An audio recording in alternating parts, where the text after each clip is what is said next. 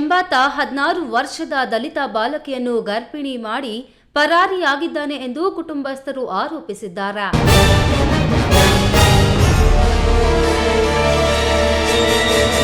ಮೇಕೆ ಮೇಯಿಸಲು ಹೋಗುತ್ತಿದ್ದ ಬಾಲಕಿಯನ್ನು ಹಿಂಬಾಲಿಸಿ ಕೈಕಾಲು ಕಟ್ಟಿ ಅತ್ಯಾಚಾರವೆಸಗಿದ್ದಾನೆ. ಈ ಕೃತ್ಯಕ್ಕೆ ಮಹಿಳೆಯೊಬ್ಬಳ ಸಹಕಾರ ಇತ್ತು ಎನ್ನಲಾಗಿದೆ. ಈ ವಿಷಯವನ್ನು ಹೊರಗೆ ಹೇಳದಂತೆ ಬೆದರಿಕೆಯನ್ನು ಹಾಕಿದ್ದಾನೆ. ಮಾತ್ರವಲ್ಲದೆ ಮದುವೆ ಆಗುವುದಾಗಿ ನಂಬಿಸಿ ಪದೇ ಪದೇ ಆಕೆಯೊಂದಿಗೆ ಬಲವಂತವಾಗಿ ದೈಹಿಕ ಸಂಪರ್ಕವನ್ನು ಬೆಳೆಸಿದ್ದಾನೆ. ಬಾಲಕಿ ತನಗೆ ಅರಿವಿಲ್ಲದೆ 7 ತಿಂಗಳ ಗರ್ಭಿಣಿಯಾಗಿದ್ದಾಳ. ಆಕೆಯ ಆರೋಗ್ಯದಲ್ಲಿ ಏರುಪೇರಾಗಿದ್ದನ್ನು ಗಮನಿಸಿದ ಪೋಷಕರು ಆಸ್ಪತ್ರೆಗೆ ಕರೆದುಕೊಂಡು ಹೋಗಿದ್ದಾರೆ. ಚಿಂತಾಮಣಿ ಸಾರ್ವಜನಿಕ ಆಸ್ಪತ್ರೆಯಲ್ಲಿ ವೈದ್ಯಕೀಯ ಪರೀಕ್ಷೆ ನಡೆಸಿದಾಗ ಆಕೆ ಗರ್ಭಿಣಿ ಎಂಬುದು ತಿಳಿದು ಬಂದಿದೆ. ಈ ಹುಡುಗಿ ಬಂದು ಶಿಂಗ್ಸಂದ್ರ ಮುಕ್ನಳ್ಳಿ ಹತ್ರ ಶಿಂಗ್ಸಂದ್ರ ಅಂತ ಬೆಳಗ್ಗೆ ನಮ್ಮ ಹತ್ರ ಬಂದರು. ಕುರಿಗಳು ಮೇಕೆ ಮೇಯ್ಸಕ್ಕಂತ ಅವ್ರು ಹೋಗ್ತಾ ಇದ್ರಂತೆ. ಅವ್ರ ಮನೆಯಲ್ಲಿ ವಿಚಾರ ಏನೂ ಗೊತ್ತಿಲ್ಲ.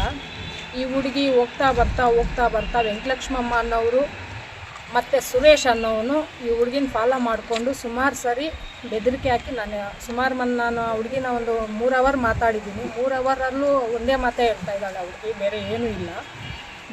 ಬೆದರಿಕೆ ಹಾಕಿ ಹುಡುಗಿನ ಫಸ್ಟ್ ಟೈಮು ಹುಡುಗಿ ವೆಂಕಟಲಕ್ಷ್ಮಮ್ಮ ಅವ್ರು ಆಕೆ ಒಕ್ಕಲಿಗರಂತೆ. ಈ ಹುಡುಗ ಬಂದು ಒಕ್ಕಲಿಗರು ಸುರೇಶ್ ಅಂತೆ.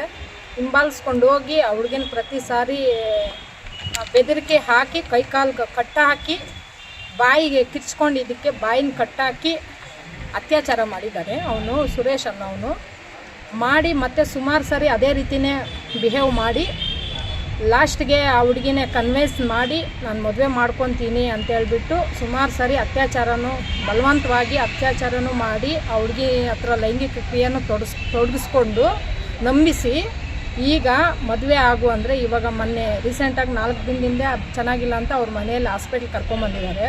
ಅಲ್ಲಿ ಮೇಡಮ್ ಅವ್ರು ನೋಡಿ ಕನ್ಫರ್ಮ್ ಆಗಿದೆ, ಪ್ರೆಗ್ನೆನ್ಸಿ 7 ತಿಂಗಳಾಗಿದೆ, ನೀವೇನು ಮಾಡ್ತಾ ಇದ್ದೀರಾ ನೋಡ್ಕೊಂಡಿರಾ ಅಂತ ಬುದ್ಧಿ ಹೇಳಿದ್ದಕ್ಕೆ ಆಗಲೇ ಸುರೇಶ್ನ ಕೃತ್ಯವು ಬೆಳಕಿಗೆ ಬಂದಿದೆ. ಮದುವೆ ಆಗುವಂತೆ ಕೇಳಿದ್ರೆ ಹಣ ಕೊಟ್ಟು ಸೆಟಲ್ಮೆಂಟ್ ಮಾಡಿಕೊಳ್ಳೋಣ ಎಂದನಂತೆ. ಸದ್ಯ ಚಿಂತಾಮಣಿ ಸಾರ್ವಜನಿಕ ಆಸ್ಪತ್ರೆಯಲ್ಲಿ ಬಾಲಕಿಗೆ ಚಿಕಿತ್ಸೆ ನೀಡಲಾಗುತ್ತಿದೆ. ನಂತರ ಆಕೆಯನ್ನು ಸಾಂತ್ವನ ಕೇಂದ್ರಕ್ಕೆ ರವಾನೆ ಮಾಡಲಾಗುತ್ತದೆ. ಪ್ರಕರಣ ಸಂಬಂಧ ಚಿಂತಾಮಣಿ ಗ್ರಾಮಾಂತರ ಪೊಲೀಸ್ ಠಾಣೆಯಲ್ಲಿ ದೂರು ದಾಖಲಾಗಿದೆ. ಪರಾರಿ ಆಗಿರುವ ಆರೋಪಿಗಾಗಿ ಪೊಲೀಸರು ಹುಡುಕಾಟ ನಡೆಸಿದ್ದಾರೆ. ಬಿ ದೇವಪ್ಪ, ಈ ನ್ಯೂಸ್ ಟಿವಿ, ಚಿಂತಾಮಣಿ.